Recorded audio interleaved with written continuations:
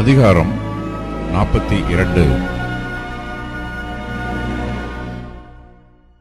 பின்பு அவர் என்னை வடதிசையின் வழியாக வெளிப்பிரகாரத்திலே புறப்பட பண்ணி பிரத்யேகமான இடத்துக்கு எதிராகவும் மாளிகைக்கு எதிராகவும் வடக்கே இருந்த அறை வீடுகளுக்கு என்னை அழைத்துக் கொண்டு போனார்.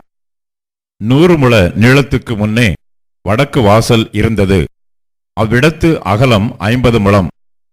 உட்பிரகாரத்தில் இருந்த 20 முழத்துக்கு எதிராகவும் வெளிப்பிரகாரத்தில் இருந்த தளவரிசைக்கு எதிராகவும் ஒன்றுக்கொன்று எதிரான 3 நிலைகளுள்ள நடை காவணங்கள் இருந்தது. உட்புறத்திலே அறை வீடுகளின் முன்பாக 10 முழ அகலமான வழியும் 1 முழ அகலமான பாதையும் இருந்தது. அவைகளின் வாசல்கள் வடக்கே இருந்தது. உயரே இருந்த அறை வீடுகள் அகலக்கட்டையாயிருந்தது. நடை காவணங்கள் கீழே இருக்கிற அறை வீடுகளுக்கும் நடுவே இருக்கிறவைகளுக்கும் அதிக உயரமான மாளிகையாயிருந்தது. அவைகள் 3 அடுக்குகளாயிருந்தது. பிரகாரங்களின் தூண்களுக்கு இருந்தது போல அவைகளுக்கு தூண்கள் இல்லை. ஆகையால் தரையிலிருந்து அளக்க அவைகள் கீழேயும் நடுவேயும் இருக்கிறவர்களை பார்க்கிலும் அகலக்கட்டையாயிருந்தது.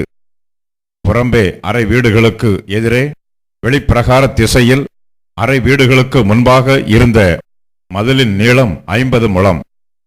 வெளிப்பிரகாரத்திலுள்ள அறை வீடுகளின் நீளம் 50 முழம். தேவாலயத்துக்கு முன்னே 100 முழமாயிருந்தது.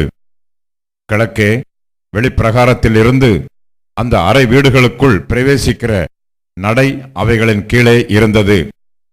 கீழ்த்திசையான பிரகாரத்து மதிலின் அகலத்திலே பிரத்யேகமான இடத்துக்கு முன்பாகவும் மாளிகைக்கு முன்பாகவும் அறை வீடுகளும் இருந்தது.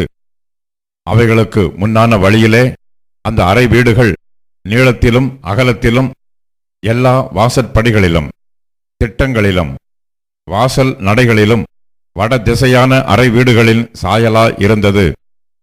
தென் திசையான அறை வீடுகளின் வாசல் நடைக்கு ஒப்பாக ஒரு வாசல் நடைவழியின் முகப்பில் இருந்தது. கீழ்திசையில் அவைகளுக்கு பிரவேசிக்கும் இடத்திலே செம்மையான மதிலின் எதிரே இருந்த வழியின் முகப்பில் ஒரு வாசல் இருந்தது.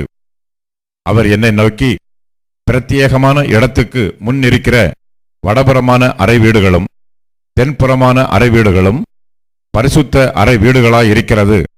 கர்த்தரிடத்தில் சேருகிற ஆசாரியர் அங்கே மகா பரிசுத்தமானதையும் போஜன பலியையும் பாவ நிவாரண பலியையும் குற்ற நிவாரண பலியையும் வைப்பார்கள்.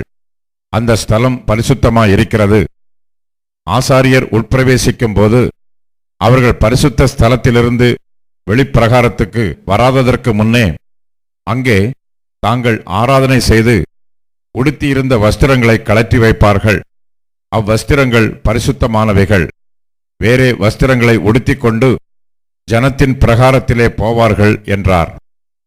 அவர் உள் வீட்டை அளந்து தீர்ந்த பின்பு கீழ்திசைக்கு எதிரான வாசல் வழியாய் என்னை வெளியே அழைத்துக் கொண்டு போய் அதை சுற்றிலும் அளந்தார். கீழ்திசை பக்கத்தை அளவுகோலால் அளந்தார். அது அளவுகோலின்படியே சுற்றிலும் 500 கோலாய் இருந்தது.